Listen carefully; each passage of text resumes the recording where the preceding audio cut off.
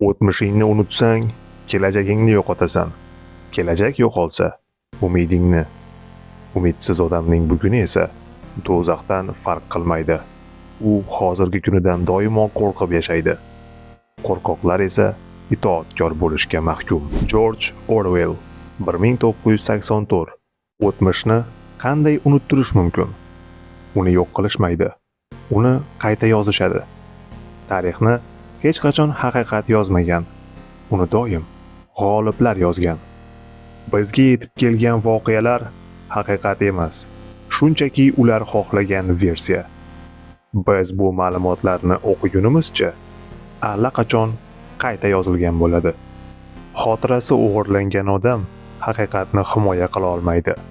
Haqiqatni himoya qila olmagan jamiyat esa kelajagini boshqalarga topshiradi. Demak, o'tmishni boshqara olgan kelajakni ham boshqaradi.